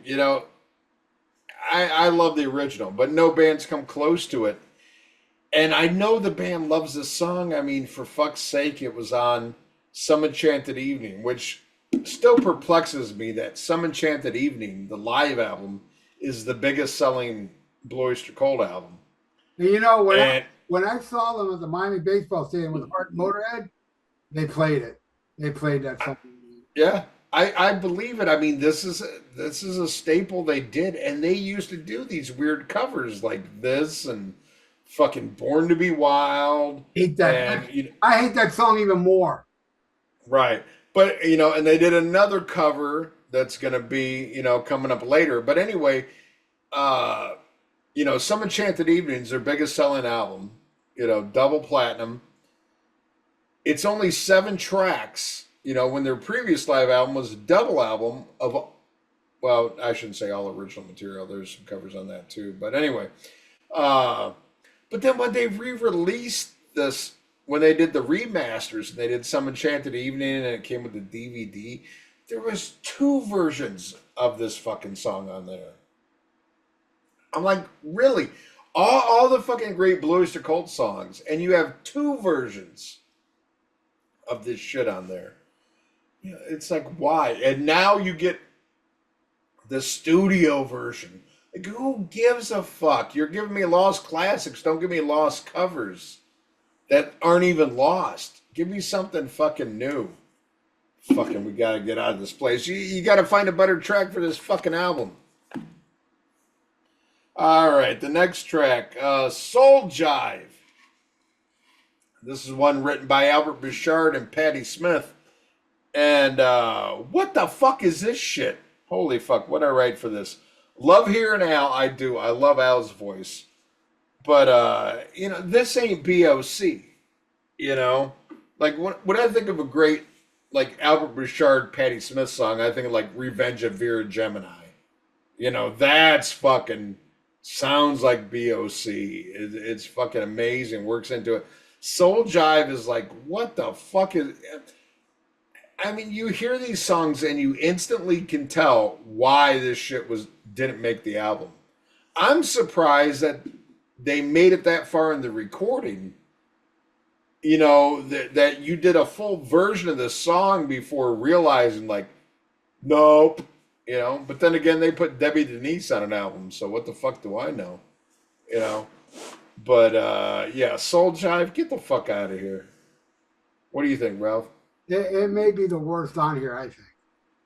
Wow. So jive these nuts. All right, next song. Gun. This song sucks, but Dick Twatkins likes it. Yeah, well, he's fucking nuts. Okay. All right, that's what you got? That's it. Okay. Gun. Where we got here? Okay. Weird thing about this song was played on the Mirrors tour. Didn't make the Mirrors album, but they played it on the tour 5 times. And I mean, I don't know. I don't know what's worse, this or Moon Crazy that actually made it on to fucking Mirrors. Because usually Joe Bouchard songs I fucking love. I mean, goddamn, Hot Rails to Hell, Nosferatu, uh, Joe Bouchard. I'm like, fuck yeah, he's the man. But this song sucks and Moon Crazy sucks. I don't know. Ralph, which do you think is worse, Gun or Moon Crazy? Gone. Wow. That's saying something. And That's I don't like Moon Crazy. Yeah. Yeah. What a shitty fucking song. All right, well, I'll flip this fucking album over. That's the last one for side one. And then we get to Shot in the Dark. Holy shit. So bad, this should have been on Alice Cooper's Lace and Whiskey or any of those shitty fucking blackout albums that people think are a great era. Oh my God. This is just, man, and I love Eric Bloom. I think he is, underrated. There's so many great songs. All, it's weird. Like most of the hits are sung by Buck, but like the classics are sung by Eric. This is not one of them. And I see why it was left off. And you can totally tell this had to be Mirrors era. Because they were so lost at that point. They had this great success with Agents of Fortune. And then they made an even better album called Spectres. But Spectres didn't sell as well as Agents of Fortune. Come Mirrors, they ditch Sandy Pearlman, they get Tom Werman. They're trying to chase the California sound. They're doing all this weird shit like, where are we going wrong? We should be huge. And this kind of song shows you the confusion. Like, we don't know who the fuck we are or what we're doing. Shot in the Dark, shot in the fucking ass. Fucking horrible. This one written by Albert Bouchard and his wife at the time, Karen Bouchard. And it sucks. What do you think, Ralph? Shot in the Dark, these nuts. It starts off like a bad bar saloon song. Right. And then it goes into a mediocre fucking crappy tune. It's like you can't escape the suck on this one, even when they change it around. It's fucking horrible. All right, the next one's called The Only Thing. The only song I like on here. And I must say like. I don't love it.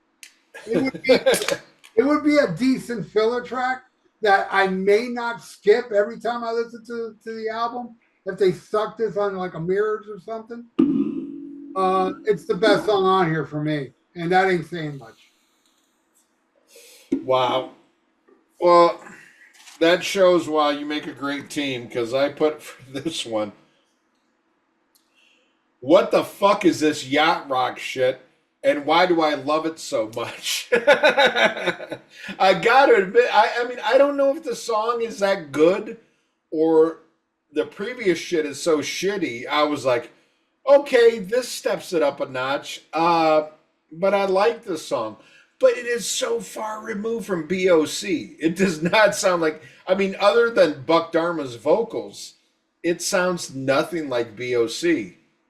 But I love yacht rock. You love yacht rock.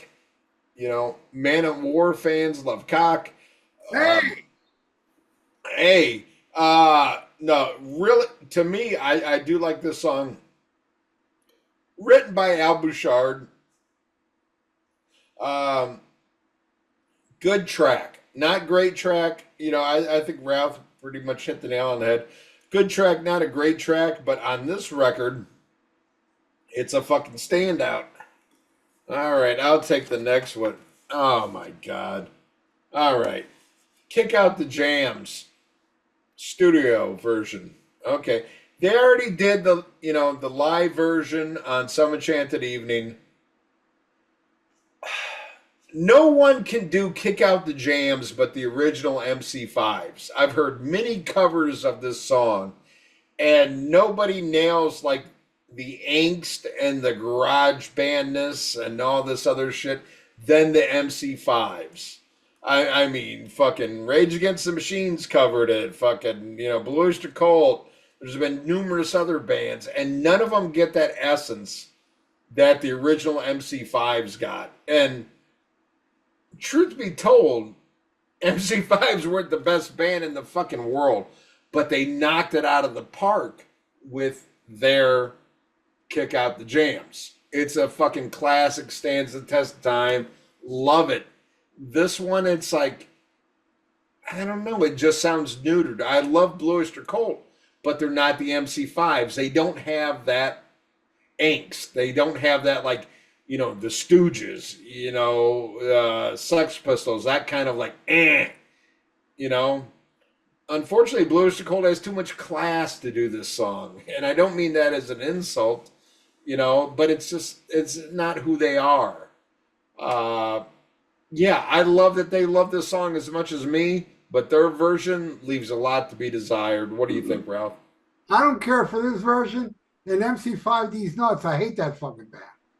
I Okay, hate there you the go. song. I hate MC5 version. I like Back to the Stone Age from Kiss that ripped off Kick Out the Jam and made it better. And I mean that 100%. Fuck MC5. All right, Ralph, you're breaking up. Take the next song. Money Machine. Nothing about this I like. I mean, absolutely nothing. It's a piece of shit song. Money Machine, these nuts. All right, Money Machine. Okay, the Money Machine took a shit and died. God damn! Again, a Joe Bouchard song. Uh, Normally something I would love. This sounds like bad Leonard Skinner, but good Molly Hatchet. Nice keys by Alan Lanier, but that's the nicest thing I could say about this. This is BOC trying to do Southern rock, not their wheelhouse. Leave that shit to the inbreds in Okeechobee, Florida. I know you know Okeechobee. Yeah, but that's way up. That's like 4 hours from me, man. That ain't 4 hours from you. Yes, it is. Is it? Okeechobee? You mean like the Okeechobee River? Yeah. Yeah, it's Lake like Okeechobee. yeah, Lake Okeechobee. That's Central Florida, man. Whatever, they're fucking idiots. Yeah, But this song sucks. Hey, Okeechobee's closer to you than it is to me. Closer to Seattle than it is to Miami Beach. I'll tell you, I tell everybody that. They're like, would you ever go back to Florida? I go, only if I could live in Miami Beach. And I'm not talking about Miami. I'm talking about Miami Beach. Oh no. Fuck Miami. There's a fucking difference. It's like where I lived in Florida, there's Cocoa and then there's Cocoa Beach. Big fucking difference. Where you lived in Miami Beach, that was the shit. No, where I'm living now is even better than where I lived. What? In Hialeah? No, I'm in Miami Beach again, remember? Oh, your parents' place is in Miami Beach? Yeah. Oh, I thought it was in Hialeah. Oh man, you should see what they've done with my house so far. Yeah. It looks great, dude. They're building. But where's the new house going to be? Is that in Hialeah? Hialeah, yeah. Okay. So I'll be moving back there, man. They're really building that shit kind of quick. Fuck it. You're probably going to have the first house in Hialeah with indoor plumbing. They're going to be. I live far from Okeechobee, I told you. All right. What's the next fucking disaster on here? Oh my God. To me, this is the worst fucking song on this album. And that's saying something. And I could not believe that Dick Twatkins signed off on this shit. Not only did he sign off on it, he said it was an awesome track. And that is Don't Come Running to Me. Oh dear. Is this shit fucking horrible? And to tell you, how horrible this song is. This one was left off the Revolution by Night, which was produced by music pedophile Bruce Fairburn. If he says it sucks, it fucking sucks. This is the same guy that produced fucking Bon Jovi and Loverboy and shit. And he said, nah, nah. Oh my God, is this song horrible? Eric Bloom trying to sing in like a higher register, which it doesn't work. This is like the worst of the 80s. I know, like, Ralph, I love pretty much all 80s. I acknowledge pre 85 is 10 times better. But to me, this is the worst of like pre 85 80s. This is like, this makes all the Nova sound like fucking, fucking Led Zeppelin. What a horrible, horrible fucking song. And I cannot believe that this was the second single released off this album. It is so fucking bad. What do you think? Not only is the music horrendous, but holy fuck those vocals. The Yeah. vocals on this song are great. It's like Yoko Ono shit, Fucking terrible. It's like if Sammy Hagar came in and recorded his vocals. Horrible. All right, the last song, which I didn't hear the bonus track in Japan, which was a cover. I forgot what cover it was. Oh, there's a bonus track on Japan version? Yeah, and it's a cover song. I didn't. Oh, another cover. Yeah. And what is it? Do you know? I can't remember, but I could be wrong, but I think they did put it on one of their live albums. Could be wrong. But anyway. I'll have to look it up now, but okay, well, the regular edition ends with a cover. Why don't you go into it? If I Fell. Yes. Horrible. It's like Blue Oyster Cult is so capable of doing this Beatles song better than this. The lead vocals on this are Alan Lanier. Did you know that? No, it's not. It's not? No, this is the one that was recorded. Everything prior to this was recorded between 79 and 83. This was recorded in 2016, which is pretty much the current lineup, except the bass player was Kinsum, whatever. Good bass player. He played with Todd Rundgren's Utopia. He played with Meatloaf. He was with the band for a while, but that's this is the newest track on there, and well, I'll let you talk about it, but yeah, that's the facts on the song. No, what I said, it's terrible. I think Cult is capable of making this a good cover, because it's not a very difficult song to do, but they kind of douched it up. It just doesn't sound good. They made that song 100 times worse. That's what I feel. Yeah. Well, what I'll say about it musically, I think it's awesome. I think they nailed it musically. Vocally is where they shit the bed. And here's the thing: it's kind of, these guys are in their 70s. When this was recorded, they were in their 60s. And as any BOC fan will tell you, if you go see them now, Eric Bloom struggles very much vocally. It's very much a shell of how he used to sound. What you hear on Simple Remains is a lot of studio magic. And I just saw him recently, and I'll tell you the same thing. But even Buck does not sound like Buck of the 60s and 70s, and nor shall he. Should he? You cannot expect a 60-year-old man to sound that way. Just like you said, Paul McCartney trying to sing fucking Maybe I'm Amazed is not going to sound the same. But when you're going to cover the fucking Beatles, you have to have those, melodies. You have to have those vocals like John and fucking Paul did. And when you don't, you could nail all the music spot on. but it's about those harmonies of John and Paul. I mean, come on, and then you do this shit, which it's mostly Buck, but you hear a little bit of Eric in the background, but it's just don't don't it's like it's embarrassing. It's really embarrassing, and I've seen a lot of. This is actually one of the more talked about songs on the album. If you go on, what I've seen on Facebook and shit like that. Um, people either loving or hating this song. Most people hating it. But if you look at even most of the reviews of this album, most people give this a really poor review. And the one I'm so glad was honest was Martin Popoff, which I alluded to earlier in the episode. Uh, and again, I don't know if that video's out yet, but I need to watch it because he thinks this album totally sucks. And you're hard pressed to find a bigger BOC fan than Martin. And he's written, and he even said in one post that I saw, he's like, I've written 5 books on these guys. I love BOC. This album sucks. This is an embarrassment. And I agree.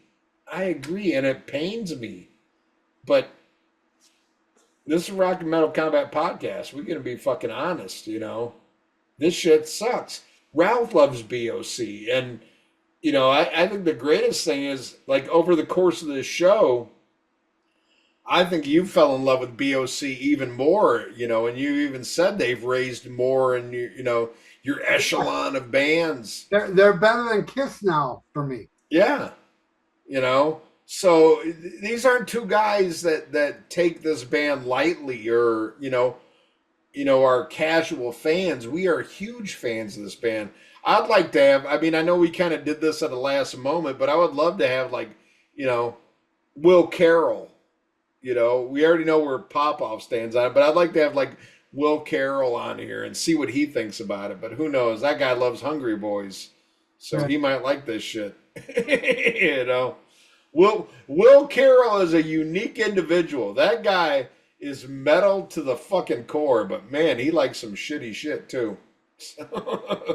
So who knows? But yeah, this was a tough one. When I texted her out the other day, I said, hey, can you record Sunday? This is how we do shit. Like, hey, what are you doing? Can we record? Okay. What do you want to do? He goes, let's do that horrible new BOC album. I'm like, okay. And that's how we fucking roll. And I knew this, we don't have fun doing this. It's not like fun sitting here shitting on fucking BOC. But you gotta be honest, man. It's not good. Not good at all. And what sucks is you look at the release before this was the live album from the 50th anniversary tour. That album sounds great. Sounds amazing. I got the CD, DVD version. I know. I can't wait for volume 2 because I believe they do there's going to be a secret treaty, a Tyranny Mutation, and a Secret Treaties one. And if they're anything like the first one, I'm like, fuck, sign me up. I'll buy whatever deluxe version. But this one, man. But when I saw a thing, it was that kind of made this sound like a money grab for Frontiers Records. I'm like, okay, now I kind of get it. Put minimal effort into it, something you already have, do a little bit of this and you get a big payout, and probably not a big payout, but there's I saw an interview with Richie Castellano about this album.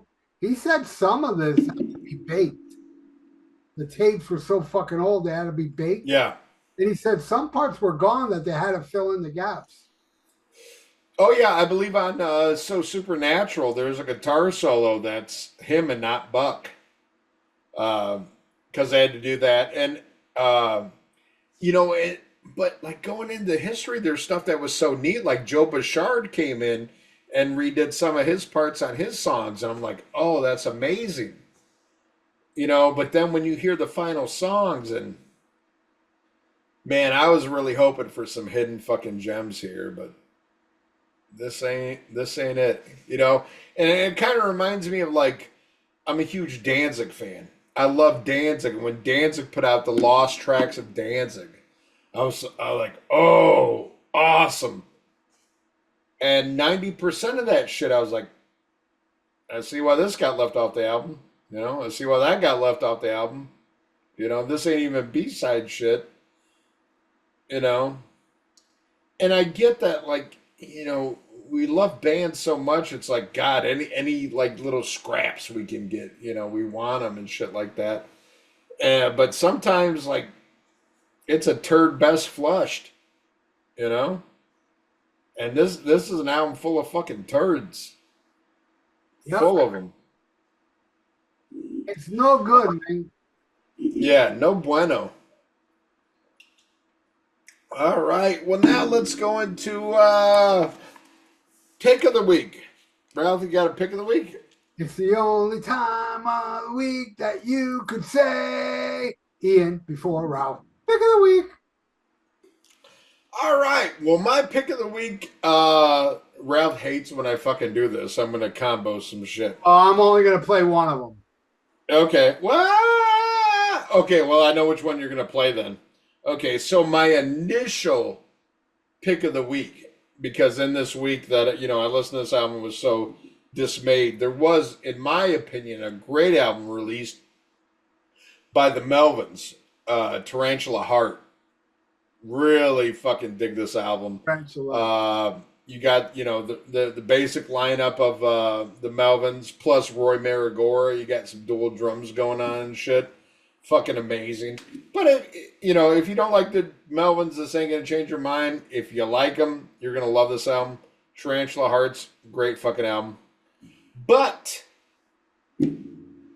while I was getting ready for this episode and listening to this shit and getting drunk, and a lot of times what I'll do is I'll sit here and I'll listen to the album and stuff, and I'll fuck around on iTunes. And sometimes I'll just scroll up and down. I've got like 30 fucking thousand albums on my iTunes. I scroll up and down. You know what I hit on? What? Was the Blues Brothers. Oh, that's good. And I hate Blues, but I like the Blues Brothers.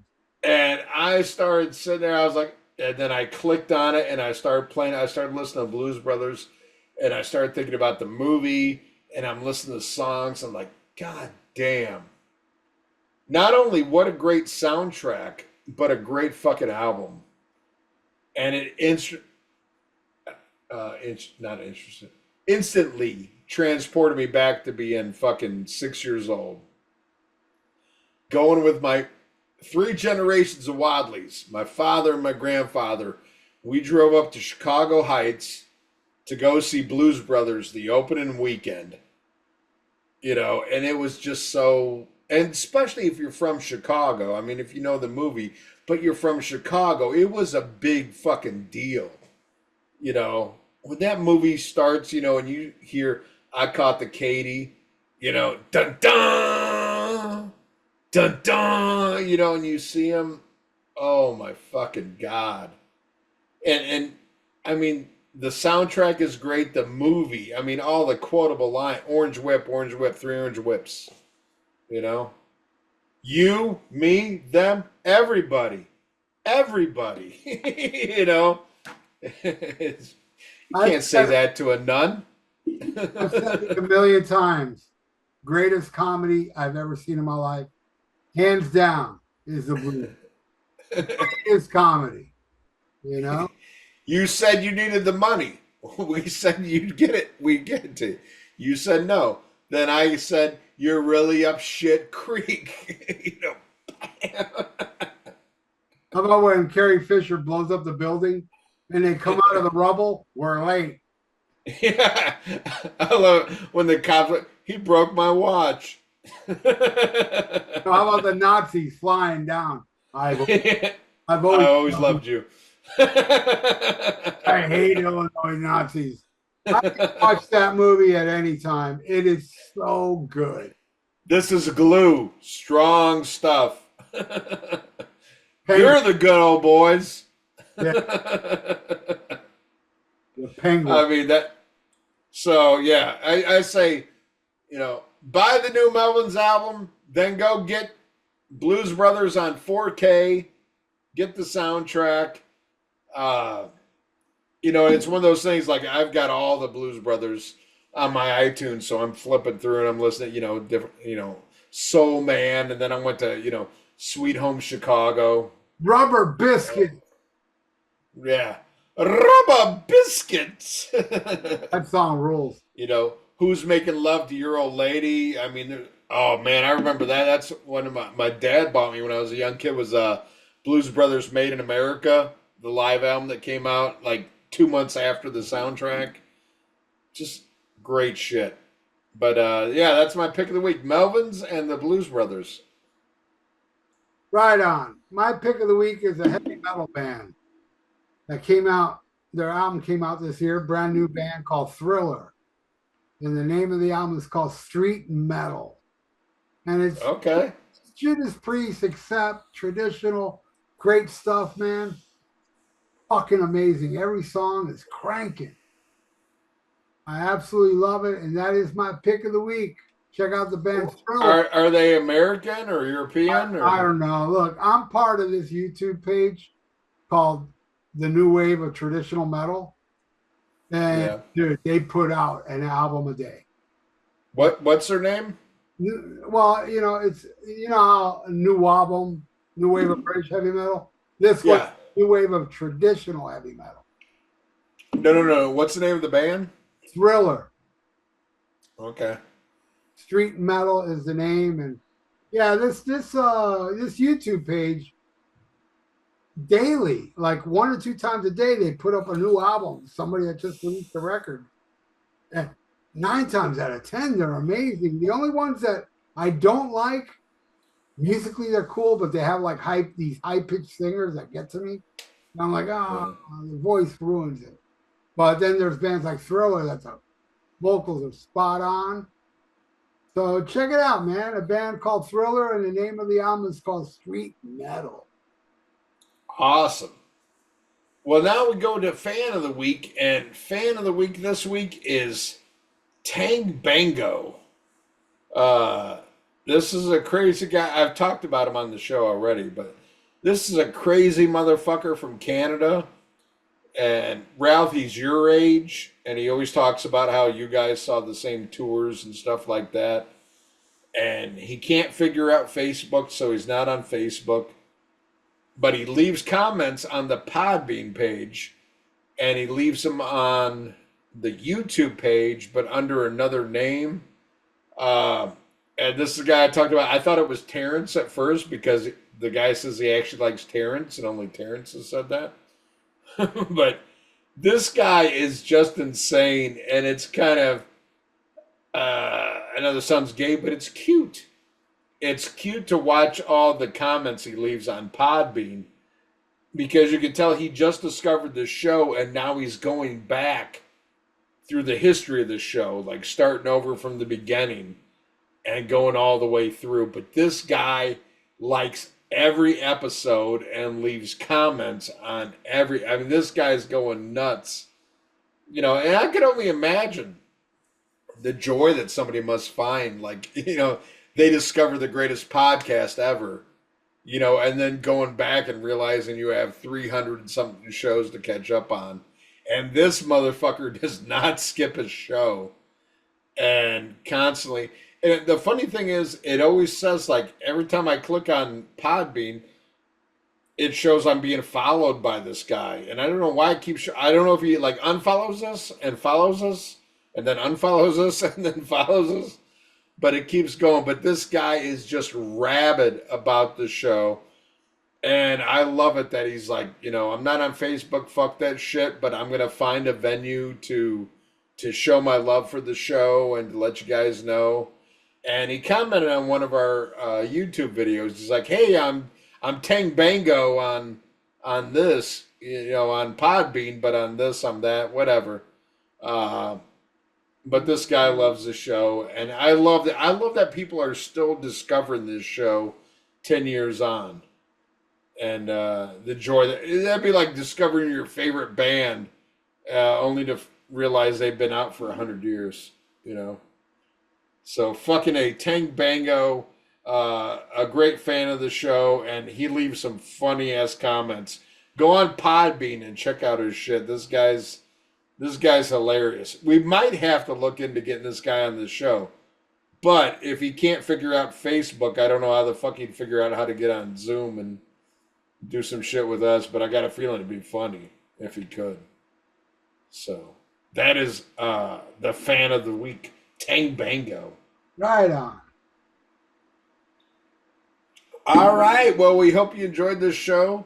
Yeah, I know we just did a BOC episode not too long ago. And what I'd love to do in the future, I don't know if you saw this post on Facebook, but Heather Drain, the great Heather Drain. I love her. Yeah.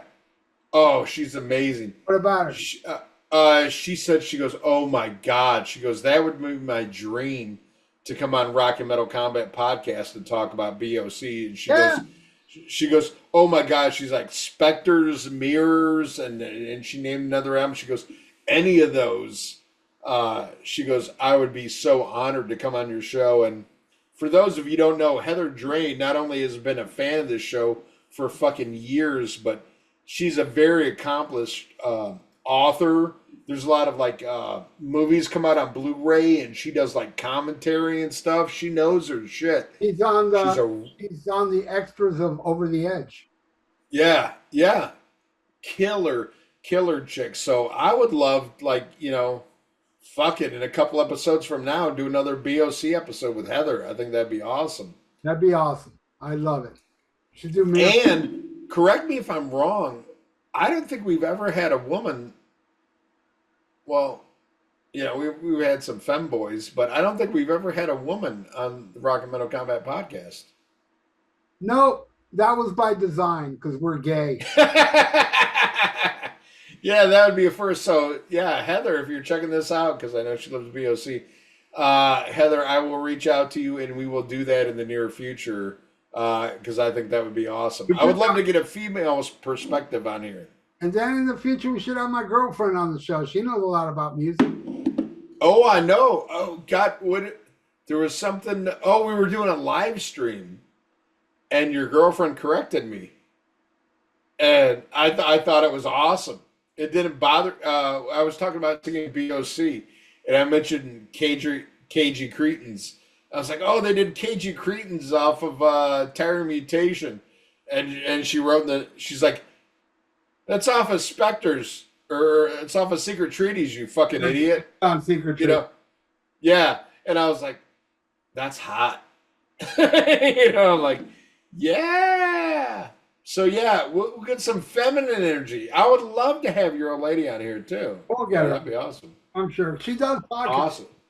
She does these really cool podcasts. Like when Apollo Creed died, she did these podcasts on TV shows he appeared in before he was Apollo Creed. Yeah. Yeah, she does. So, who was it that died recently? OJ. No, somebody before that. Dickie Betts. It was a black person that she looked into his roles too on TV. And Sherman Hemsley. no, he died a long time. Okay. But whatever. She does these podcasts, and she also does a podcast on what was that UFO show? Yeah, Battlestar Galactica. A show that was on Fox. X-Files. X-Files. She's into stuff like that. Okay. Awesome. Awesome. No, I'd love to get her on the show. Yeah. I'm always interested in talking to women who have had you in their mouth. I'll talk to her. Awesome. Well, if you enjoyed this episode, come back next week. I have no idea what the fuck we're going to talk about or who the guest is going to be, but it's going to be good. It's going to be good. It's going to be awesome, like all our shows, like this show. Yeah, and that'll be next week on the Rock and Metal Combat Podcast. Smack 'em a gob.